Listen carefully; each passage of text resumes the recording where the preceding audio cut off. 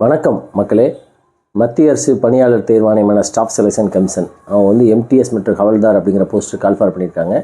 ஹவல்தாருங்கிற post மட்டும் 1075ங்கிறாங்க. எம்டிஎஸ்ஸுக்கான vacancies வந்து இன்னும் மொத்தம் எவ்வளோங்கிறது தெரியல. அது தோராயமாக ஒரு 5000 இருக்குன்னு எதிர்பார்க்கப்படுகிறது. சென்ட்ரல் கவர்மெண்ட்டில் மத்திய அரசு அலுவலகங்களில் இந்த பணிகள் இந்த எம்டிஎஸ் அப்படிங்கிற போஸ்ட்டு இதுக்கு வந்து என்ன குவாலிஃபிகேஷன், எப்படி எக்ஸாம் தயாராகிறது அப்படிங்கிற பற்றி தான் இந்த வீடியோவில் நம்ம பார்க்க போகிறோம். அந்த எம்டிஎஸ்ங்கிற போஸ்ட்டு பார்த்திங்கன்னா ஜூனியர் அசிஸ்டண்ட் அப்படிங்கிற, அதாவது ஸ்டேட் கவர்மெண்ட்டில் ஜூனியர் அசிஸ்டண்ட் விஏஓ அப்படிங்கிற போஸ்ட்டுக்கு ஈக்குவலானது தான். இந்த ஜாப் நேச்சர் என்னவாக இருக்கும் எம்டிஎஸ் அப்படின்னா பார்த்திங்கன்னா, அதாவது சிஸ்டத்தில் ஒர்க் வந்து லெட்டர் டைப்பிங், ஃபைல் மேனேஜ்மெண்ட்டு, இந்த மாதிரி கொடுக்கக்கூடிய வேலைகளை செய்கிறதா வந்து ஆஃபீஸர்ஸு கீழே அசிஸ்டண்ட்டாக ஒர்க் பண்ணுறதா இந்த எம்டிஎஸோட ஒர்க்கு. சேலரி பில் போடுறது, எந்த செக்ஷனில் போடுறீங்களோ அதுதான். குறிப்பாக சிம்பிளாக சொல்லணும்னா ரெண்டே வேலை தான், ஃபைல் மேனேஜ்மெண்ட்டு, சிஸ்டத்தில் டைப்பிங் பண்ணுறது. இது ரெண்டு தான் ஒர்க்கு, முக்கியமாக அடிப்படையான ஒர்க்கு. அதனால் நீங்கள் வந்து என்ன வேலை அப்படின்னு சொல்லி நீங்கள் வந்து பயந்துடாதீங்க. இந்த எம்டிஎஸ்க்கு என்ன தகுதி அப்படின்னா 10th படிச்சிருந்தாலே போதும். நீங்கள் வந்து டிகிரி +2 எது படித்தாலும் சரி 10th பாஸ் பண்ணியிருந்தால் போதும், இந்த எக்ஸாமினேஷன்ஸ் எழுதலாம். இதற்கான நோட்டிஃபிகேஷன் தான் இப்போ வந்திருக்கு. ஆன்லைனில் தான் அப்ளை பண்ணணும். ssc.gov.in அப்படிங்கிற அந்த சைட்டில் போய் அப்ளை பண்ணலாம். அந்த நோட்டிஃபிகேஷன்ஸ்லேயே கீழே ஃபுல்லாக அதாவது போட்டிருக்காங்க எப்படி எக்ஸாம் அப்ளை பண்ணணுன்னு. ஒன் டைம் ரிஜிஸ்ட்ரேஷன் ஒரு முறை பண்ணிட்டீங்கன்னா அதுக்கப்புறம் நீங்கள் வந்து எஸ்எஸ்சி நடத்தக்கூடிய எல்லா எக்ஸாமினேஷன்ஸுமே அப்ளை பண்ணிடலாம். பெண்களை பொறுத்தளவுக்கு நோ ஃபீ. எஸ்சி எஸ்டி பெண்களை பொறுத்தளவுக்கு, அதேமாதிரி பிடபிள்யூ, அதாவது ஃபிசிக்கலி சேலஞ்சு இவங்களுக்குலாம் வந்து ஃபீஸே கிடையாது. மற்ற ஓபிசி, ஜென்ரல், இடபிள்யூஎஸ் இவங்களுக்குலாம் வந்து வெறும் 100 ரூபா தான் ஃபீஸு. ஸோ அதுவுமே ரொம்ப குறைவான ஒரு ஃபீஸ் தான். ஆன்லைனில் தான் பே பண்ணணும். அடுத்த மாதம் ஜூலை 24க்குள்ளே இந்த எக்ஸாமினேஷன்ஸ்க்கு நீங்கள் வந்து விண்ணப்பிச்சிருக்கணும். சரி, அடுத்து பார்த்திங்கன்னா இந்த போஸ்ட்டோட ஜாப் சொல்லியாச்சு, தகுதி சொல்லியாச்சு. ஏஜை பொறுத்த மட்டும் 18லேருந்து 25 வயசுக்குள்ளே இருக்கணும் எம்டிஎஸ்ஸை பொறுத்தளவுக்கு. இந்த ஹவல்தாருக்கு வந்து 27 வயசு. அதாவது இப்போ நீங்கள் வந்து இப்போ 20 வயசு 21 வயசு இருக்கீங்க, ஏஜ் ரிலாக்ஸேஷன் வேணும் அப்படின்னா உங்களுக்கு தேவை கிடையாது. இப்போ 25 26 வயசில் ஒருத்தர் இருப்பார், அவர் வந்து பிசி எம்பிசிஏ அப்படிங்கிற கேட்டகரியில் இருந்தாலும் ஓபிசின்னு வரும்.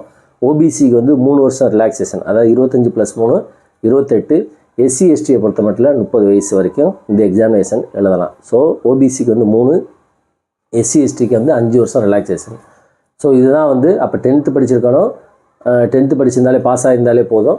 ஏஜை பொறுத்தளவுக்கு 25 வயசுல இருக்கணும். ஓபிசி எஸ்சி எஸ்டிக்கு 3 வயசு 3 வருஷம் 5 வருஷம் வந்து எக்ஸ்டென்ஷன்ஸ் உண்டு.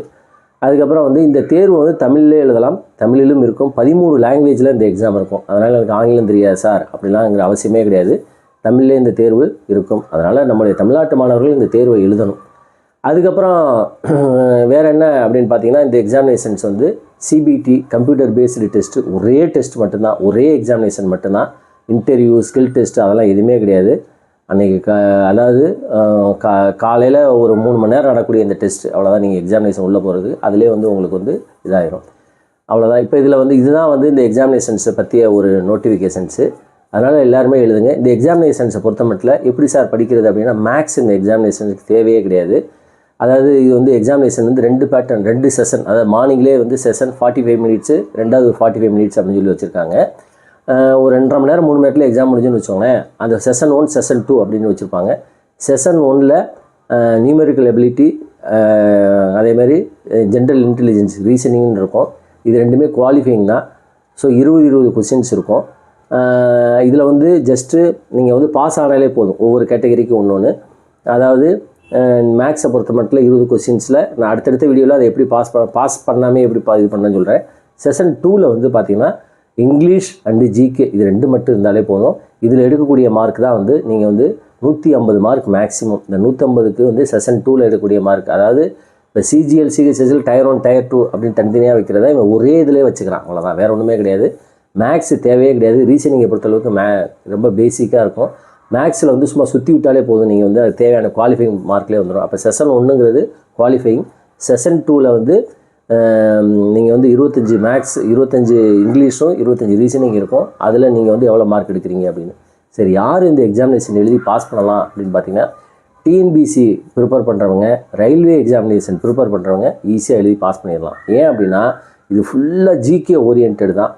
இங்கிலீஷ் 25 கொஸ்டின்ஸ் இருக்கும், ரொம்ப பேசிக்காக இருக்கும். பார்த்திங்கன்னா எப்படின்னா அதாவது common error, sentence improvement, fill in the blanks, அதுக்கு சினானிம்ஸ், ஆண்டனிம்ஸு, மிஸ்பெல்ட்டு, இந்த மாதிரி தான் ரொம்ப ஈஸியாக இருக்கும். இதுக்கு ஏதாவது 1-2 புத்தகங்கள் வாங்கி படித்து ப்ராக்டிஸ் பண்ணாலே போதும். ப்ரீவியஸ் இயர் கொஷின்ஸை பாருங்கள், பார்த்தாலே உங்களுக்கு வந்து ஐடியா கிடைக்கும். ஸோ இங்கிலீஷை பொறுத்தளவுக்கு தான் 10th லெவல் தான் அதிலே போட்டிருக்கேன், மெட்ரிக் லெவலில் இங்கிலீஷ் இருக்கும் அப்படின்னு.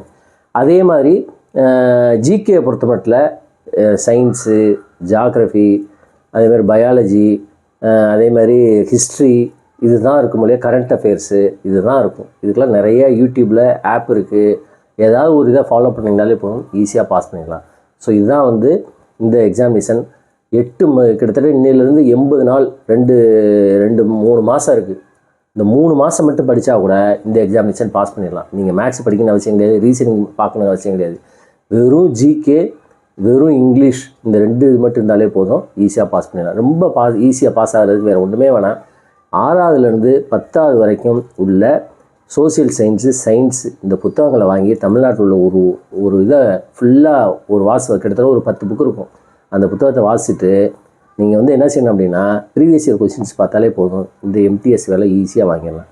நம்ம வேலைக்காக எவ்வளோ கஷ்டப்பட்டுருக்கோம், ஆனால் வந்து ரொம்ப எளிமையான ஒரு தேர்வு. எஸ்எஸ்சியில் நிறைய மாற்றங்கள் கொண்டு வந்திருக்கான். இப்போ இந்த நோட்டிஃபிகேஷன்ஸில் 18.20 அதில் என்ன போட்டிருக்கான் அப்படின்னா, regional language proficiency maybe required அப்படின்னு சொல்லி போட்டிருக்கான். அதனால் இது வந்து கண்டிப்பாக ரீஜனல் லாங்குவேஜ், அதாவது இப்போ வட இந்தியர்கள் வந்து நம்ம தமிழ்நாட்டில் வந்து நம்முடைய அரசு அலுவலகங்கள், மத்திய அரசு அலுவலகங்களில் நிறையா வர்றாங்க. ஏன் அப்படின்னா நம்ம எழுதுறது கிடையாது, நம்ம வந்து நம்மளுடைய தமிழ்நாட்டு மாணவர்கள் ப்ரிப்பேர் பண்ணுறதில்ல அப்படின்னு. அதனால் இது முதல்ல இந்த கால் ஃபார் இந்த நோட்டிஃபிகேஷன்ஸ் இருக்குது. அப்போ ரீஜனல் கட் ஆஃப் இருந்துச்சுன்னா அப்படின்னா ரொம்ப ஈஸியாக தமிழ்நாட்டு மாணவர்கள் வந்து ஈஸியாக அந்த எக்ஸாமினேஷன் பாஸ் பண்ணலாம். இந்த வீடியோவை கண்டிப்பாக எல்லோரும் ஷேர் பண்ணுங்கள். நம்முடைய இந்த வயசுக்குள்ளே எல்லாருமே, அதாவது 18லேருந்து 25 வயசுக்குள்ளே உள்ளவங்க, எக்ஸாமினேஷன் ப்ரிப்பேர் பண்ணுறவங்க, குறிப்பாக அந்த டிஎன்பிசி ப்ரிப்பேர் பண்ணுறவங்க, ரயில்வே ப்ரிப்பேர் பண்ணுறவங்க, இதுக்கு தயவுசெய்து ப்ரிப்பேர் பண்ணுங்கள். இது நல்ல அருமையான வேலை. சனி ஞாயிறு லீவு, ஒர்க் ப்ரெஷர் எதுவுமே கிடையாது. 10 to 5:45 தான் ஆஃபீஸு. சென்ட்ரல் கவர்மெண்ட்டில் தான் வேலைகள். அதுவும் போக நகரத்தில் தான், சிட்டியில் தான் இருக்கும், ரொம்ப ரூரல் இன்டீரியர்லாம் இருக்காது. ஸோ அதனால் தொடர்ந்து ப்ரிப்பேர் பண்ணுங்கள். அடுத்தடுத்து நம்ம வந்து எக்ஸாமினேஷன் எப்படி தயாராகிறத பார்ப்போம். நன்றி, வணக்கம்.